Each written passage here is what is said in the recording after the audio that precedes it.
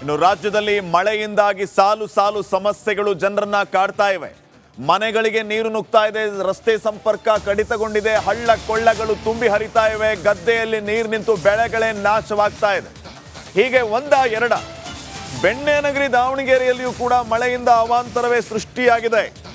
ಮಳೆಗೆ ಕಾರ್ ಮೇಲೆ ಮರವೇ ಬಿದ್ದಿದೆ. ದಾವಣಗೆರೆಯ ತರಳಬಾಳು ಬಡಾವಣೆಯಲ್ಲಿ ನಡೆದಿರುವಂತಹ ಒಂದು ಘಟನೆ ಇದು. ಸುಮಾರು 3 ವಿದ್ಯುತ್ ಕಂಬಗಳು ಧರಾಶಾಹಿಯಾಗಿದೆ. ಹಳೆಯ ಮರಗಳನ್ನು ತೆರವುಗೊಳಿಸುವಂತೆ ಮನವಿಯನ್ನ ಮಾಡಿಕೊಳ್ಳಲಾಗಿದೆ, ಆದರೆ ಪ್ರಯೋಜನ ಆಗಿಲ್ಲ. ಈ ರೀತಿ ಮಳೆಯಿಂದಾಗಿ ಮರಗಳು ಬೀಳ್ತಾ ಇವೆ, ವಿದ್ಯುತ್ ಕಂಬಗಳು ಬೀಳ್ತಾ ಇವೆ.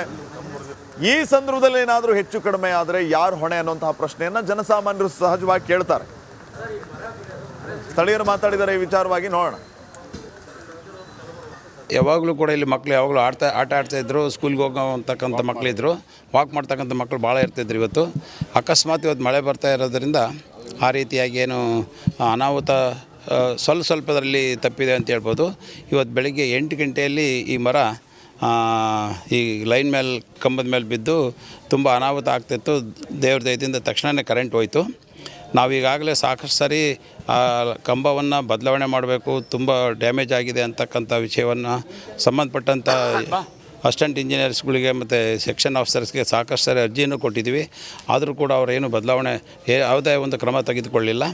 ಇದ್ರ ಜೊತೆಗೆ ನಾವು ಈ ಮರ ಕೂಡ ತುಂಬ ಹಳೇದಾಗಿದೆ, ಸಾಕಷ್ಟು ಸಾರಿ ಬೀಳ್ತಾ ಇದೆ, ಅನಾನುಕೂಲ ಆಗ್ತಾಯಿದೆ. ಇದರಿಂದ ತುಂಬ ಮನೆಗಳಿಗೂ ಡ್ಯಾಮೇಜ್ ಆಗ್ತಿದೆ. ಲೈನ್ ಮೇಲೆ ಬಿದ್ದರೆ ತುಂಬ ಅನಾಹುತ ಆಗುತ್ತೆ ಅಂತಕ್ಕಂಥದ್ದನ್ನು ವಿಚಾರವನ್ನು ನಾವು ಸಂಬಂಧಪಟ್ಟಂಥ ಅರಣ್ಯ ಇಲಾಖೆಯವರಿಗೂ ಕೂಡ ಗಮನಕ್ಕೆ ತಗೊಂಡು ಬಂದಿದ್ವಿ. ಕಾರ್ಪೊರೇಷನ್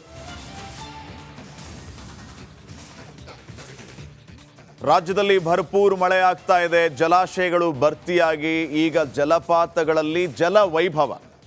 ಬೆಳಗಾವಿಯಲ್ಲಿ ಅನೇಕ ಜಲಪಾತಗಳಿದೆ, ಅದರಲ್ಲೂ ಗೋಕಾಕ್ ಫಾಲ್ಸ್ ಒಂದು ಕಡೆ, ಆದರೆ ಚಿಕ್ಲೆ ಫಾಲ್ಸ್ ಮತ್ತೊಂದು ಕಡೆ. ಚಿಕ್ಲೆ ಫಾಲ್ಸ್ ನೋಡುಗರ ಕಣ್ಮನ ಸೆಳೀತಾ ಇದೆ, ಆದರೆ ಜನನೇ ಬರ್ತಾ ಇಲ್ಲ. ಯಾಕೆ ಈ ಫಾಲ್ಸ್ ಅನ್ನ ನೋಡೋದಕ್ಕೆ ಜನ ಬರ್ತಾ ಇಲ್ಲ, ಕಾರಣ ಏನು? ಈ ಬಗ್ಗೆ ಒಂದು ವರದಿ ಇದೆ, ನೋಡೋಣ.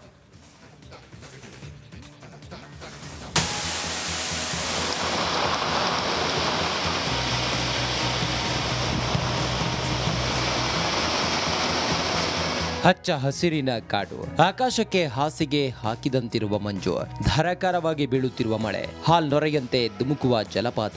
ಇದು ಚಿಕಲೆ ಫಾಲ್ಸ್ನ ಜಲ ವೈಭವ.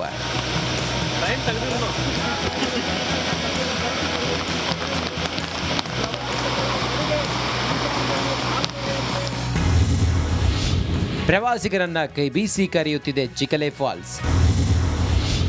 ಚಿಕಲೆ ಫಾಲ್ಸ್ ನೋಡಲು 2 ಕಣ್ಣು ಸಾಲದು. ಬೆಳಗಾವಿ ಜಿಲ್ಲೆಯ ಖಾನಾಪುರ ತಾಲೂಕಿನ ಚಿಕಲೆ ಜಲಪಾತ ಮಳೆಯಲ್ಲಿ ಮಿಂದೆದ್ದಿದೆ. 110 ಅಡಿ ಮೇಲಿಂದ ಧುಮ್ಮಿಕ್ಕಿ ಹರಿಯುತ್ತಿದೆ. ಕಳೆದೊಂದು ವಾರದಿಂದ ಪಶ್ಚಿಮ ಘಟ್ಟ ಪ್ರದೇಶ ಸೇರಿದಂತೆ ಕಣಕುಂಬಿ ಅರಣ್ಯ ಪ್ರದೇಶದಲ್ಲಿ ನಿರಂತರವಾಗಿ ಮಳೆ ಆಗುತ್ತಿದೆ. ಹೀಗಾಗಿ ಜಿಲ್ಲೆಯಲ್ಲಿರುವ ಜಲಪಾತಗಳಿಗೆ ಜೀವ ಕಳೆ ಬಂದಿದೆ. ನಿರಂತರ ಮಳೆಯಿಂದ ಗುಡ್ಡ ಕುಸಿಯುವ ಭೀತಿ ಸೇರಿ ಹಲವು ಅವಾಂತರಗಳು ಆಗುತ್ತಿವೆ. ಪ್ರವಾಸಿ ಸ್ಥಳಗಳಲ್ಲಿ ಫೋಟೋ ತೆಗೆಯಲು ಪ್ರವಾಸಿಗರು ತುತ್ತ ತುದಿಗೆ ಹೋಗ್ತಿದ್ದಾರೆ. ಇದರಿಂದ ಪ್ರಾಣಕ್ಕೆ ಕುತ್ತು ತಂದುಕೊಳ್ಳುತ್ತಾರೆಂಬ ಕಾರಣಕ್ಕೆ ಜಲಪಾತಗಳ ವೀಕ್ಷಣೆಗೆ ಜಿಲ್ಲಾಡಳಿತ ನಿರ್ಬಂಧಿಸಿ ಮುನ್ನೆಚ್ಚರಿಕೆ ಕ್ರಮ ಕೈಗೊಂಡಿದೆ.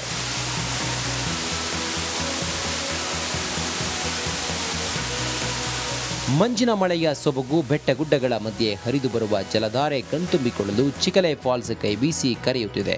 ಮಳೆಗಾಲದ ಅವಧಿಯಲ್ಲಿ ಜಲಪಾತಗಳಲ್ಲಿ ಜಲ ವೈಭವ ನೋಡಲು ಸಾಧ್ಯ. ಹಾಗಾಗಿ ಜಲಪಾತದ ಸುತ್ತಲೂ ಜಿಲ್ಲಾಡಳಿತ ಮುನ್ನೆಚ್ಚರಿಕೆ ಕ್ರಮವನ್ನು ಅನುಸರಿಸಬೇಕು. ಜೊತೆಗೆ ಜಲಪಾತದಲ್ಲಿ ಪ್ರವಾಸಿಗರ ಹುಚ್ಚಾಟಕ್ಕೆ ಬ್ರೇಕ್ ಹಾಕಲು ಪೊಲೀಸರನ್ನ ನಿಯೋಜಿಸಿ ಫಾಲ್ಸ್ ವೀಕ್ಷಣೆಗೆ ಅವಕಾಶ ಮಾಡಿಕೊಡಬೇಕೆಂದು ಪ್ರವಾಸಿಗರು ಆಗ್ರಹ ಮಾಡುತ್ತಿದ್ದಾರೆ. ಒಟ್ಟಾರೆ ಪಶ್ಚಿಮ ಘಟ್ಟ ಪ್ರದೇಶದಲ್ಲಿ ನಿರಂತರ ಮಳೆಯಿಂದ ಜಲಪಾತಗಳಿಗೆ ಜೀವ ಕಳೆ ಬಂದಿದೆ. ಸದ್ಯ ಖಾನಾಪುರ ತಾಲೂಕಿನಲ್ಲಿಗೆ 10ಕ್ಕೂ ಅಧಿಕ ಜಲಪಾತಗಳಿದ್ದು ಮುಂಜಾಗ್ರತಾ ಕ್ರಮ ವಹಿಸಿ ಜಿಲ್ಲಾಡಳಿತ ಪ್ರವಾಸಿಗರಿಗೆ ಮುಕ್ತ ಅವಕಾಶ ಮಾಡಿಕೊಡಬೇಕಿದೆ.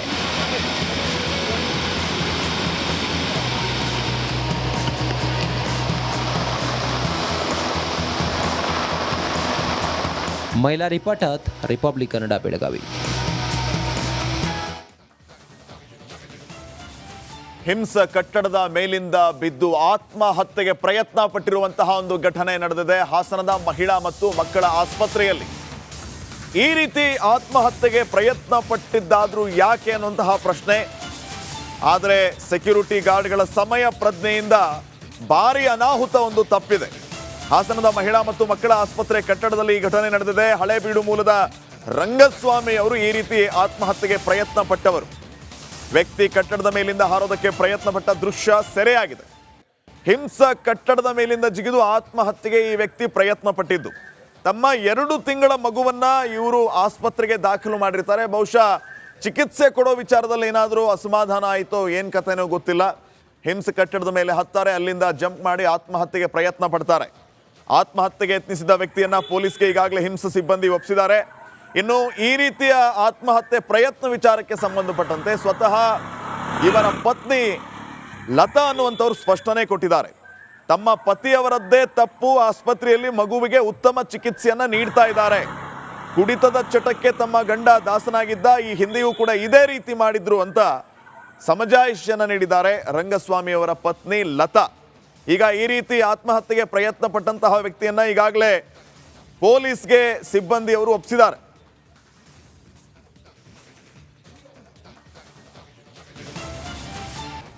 ಇನ್ನು ರಾಜ್ಯದಲ್ಲಿ ಮಳೆಯಿಂದಾಗಿ ಸಾಲು ಸಾಲು ಸಮಸ್ಯೆಗಳು ಜನರನ್ನ ಕಾಡ್ತಾ ಇವೆ.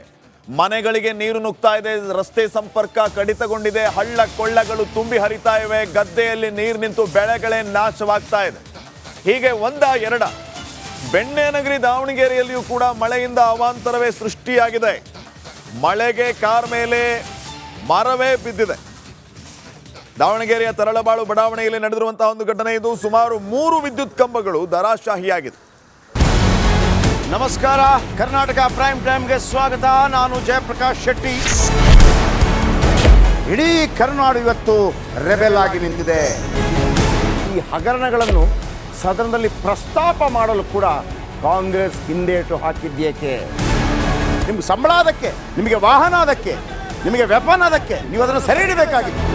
ನೀವು ವಿದ್ಯುತ್ ಬರ ಇದೆ ಅಂತ ಹೇಳ್ತಾ ಇದ್ದೀರಿ, ಎಲ್ಲಿ ಬರ ಇದೆ ನೀವು ಹೇಳಬೇಕು. ಪಾಕಿಸ್ತಾನ್ ಆಕ್ಯುಪೈಡ್ ಕಾಶ್ಮೀರ್ ಅದು ಎಂದೆಂದಿಗೂ ನಮ್ಮದು. 40 ಮೆಷಿನ್ಗಳು ತಂದಿತ್ತು ನೋಟ್ ಎಣಿಸುವುದಕ್ಕೆ, ಅದೇ ಹಾಳಾಯಿತು. ಮಥುರಾದ ಗಲಾಟೆ ಇದೆಯಲ್ಲ, ಅದು ಸ್ಥಳೀಯವಾಗಿ ಕೂತು ಪರಿಹರಿಸಬಹುದಾದಂಥ ಕಾನೂನಿದೆ. ಗ್ಯಾರಂಟಿ ಯೋಜನೆಯಿಂದ ನಷ್ಟ ಆಗಿದೆ, ಲಾಭ ಆಗಿದೆ, ದಯವಿಟ್ಟು ಹೇಳಿ.